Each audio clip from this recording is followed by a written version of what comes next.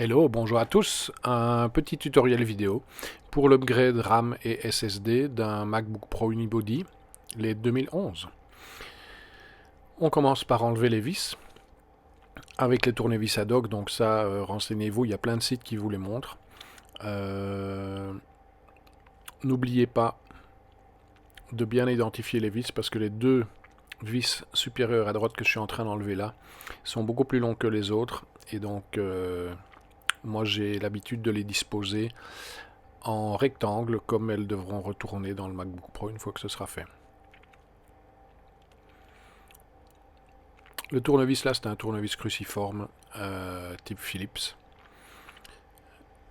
iFixit fait des sets tout faits de tournevis pour l'ablation, mais un tournevis multi-tournevis que vous achetez dans un magasin de bricots micro sera suffisant. Vous ouvrez le capot gentiment.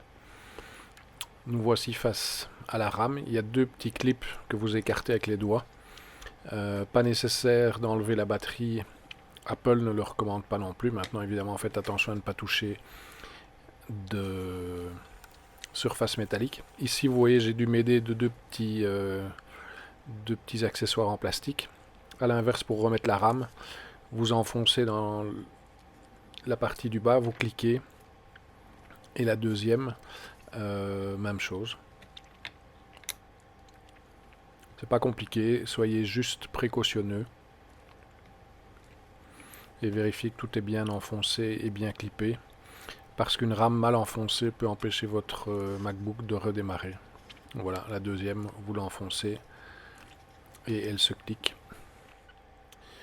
Voilà, pour ceux qui nous quittent ici, aucun souci, vous rallumez votre MacBook Pro et vous vérifiez, comme on le voit ici, que le changement est bien pris en compte et donc il y a bien 16 Go de RAM. Maintenant, si vous voulez changer le disque dur par un disque SSD, même chose, vous enlevez le capot. Là, par contre, je vous conseille de déconnecter la batterie et de mettre une petite cale pour éviter que les contacts ne se touchent à votre insu. Vous déconnectez la petite barrette avec les deux vis. Vous soulevez gentiment le disque dur, vous tirez par le contact et pas par le câble. Et quand je dis gentiment, c'est parce que le câble, vous voyez, est très court. Nous allons dévisser les 4 vis avec butée qui sont sur le disque dur et les insérer sur le SSD. Vous voyez ici, j'ai mis la vidéo en accéléré. Et donc, on replace d'abord les deux petites vis et puis on repousse le disque dur.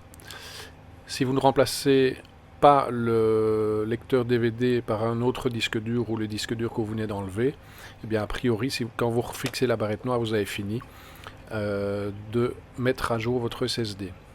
Maintenant, allons plus loin. Remplaçons le disque dur, pas le disque dur, le lecteur de DVD par le disque dur. On déconnecte la nappe qui va vers l'antenne Bluetooth. Sur le site iFixit que vous voyez ici, moi je n'ai pas choisi de faire les étapes 6, 7 et 11 pour ne pas risquer d'abîmer les câbles parce qu'il conseille d'enlever les deux tout petits câbles qui sont près du connecteur, près des différents connecteurs. Mais je vous avouerai que je n'ai pas osé les enlever pour ne pas risquer de les casser, tellement les commentaires étaient nombreux de personnes les ayant cassés.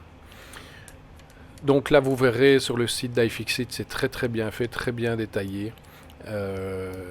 Pour faire ces vis donc, qui tiennent l'antenne Bluetooth, le baffle qu'on voit là de basse. Donc il faut enlever les vis comme indiqué dans le site iFixit, sauf pour rappel que je n'ai pas fait les étapes 6, 7 et 11. Alors attention parce que le démontage de cette partie donc là de l'antenne et du baffle, c'est vraiment pas facile. Soyez très précautionneux. Une fois que vous aurez enlevé toutes les vis indiquées, il faudra quand même enlever une antenne, donc c'est un des petits contacteurs qu'on voit là à l'écran. Et là, ben, vous le faites éventuellement avec le coin d'une petite spatule en plastique.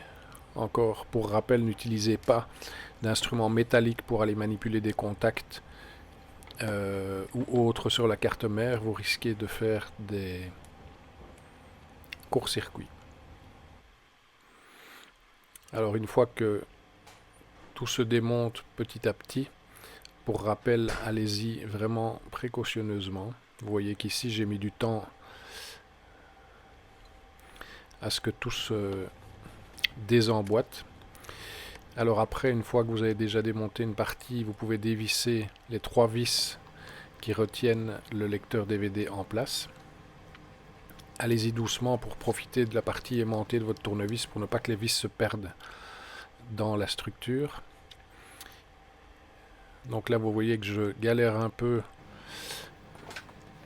à décoincer un peu l'antenne radio, Bluetooth et le baffle.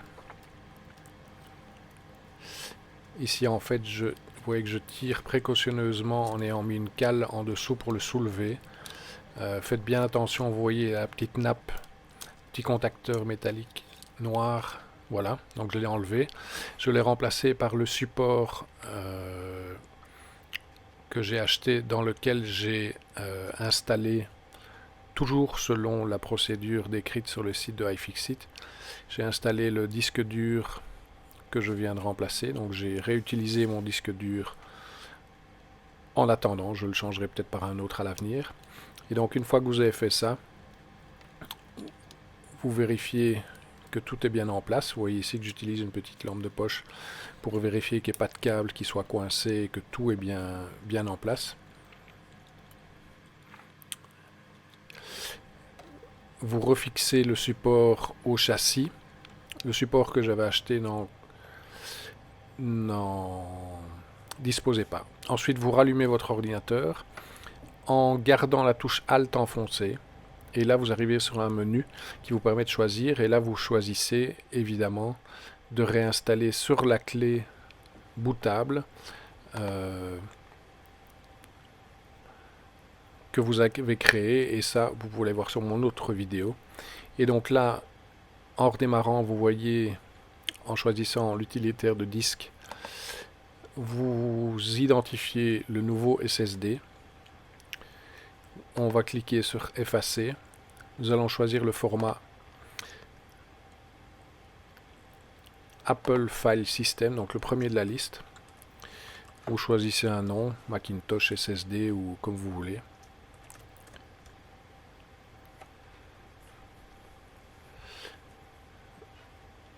Vous cliquez sur effacer, vous gardez la table de partition GUID comme par défaut. Vous cliquez sur effacer et donc il va formater votre nouveau SSD. Voilà, c'est fait, il est renommé en Macintosh SSD comme vous l'aviez demandé. Vous cliquez sur OK et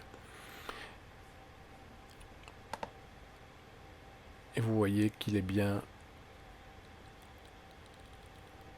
formaté. On quitte cet utilitaire, on va maintenant installer macOS.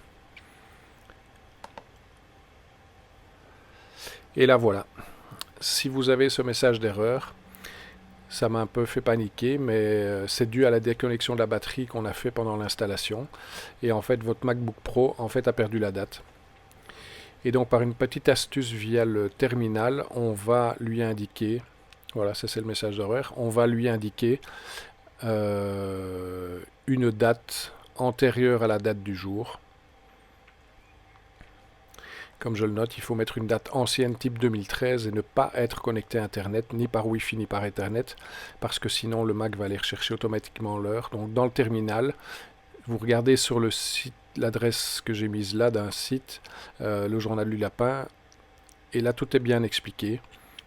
Et ensuite donc vous redémarrez sur la clé USB.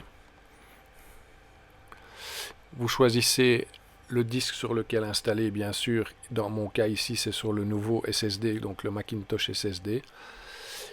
Et une fois que la procédure est terminée, eh bien votre Mac est à jour avec un OS tout propre, un nouveau SSD et un disque dur, certes ancien, mais qui vous offre quand même 500 Go de mémoire,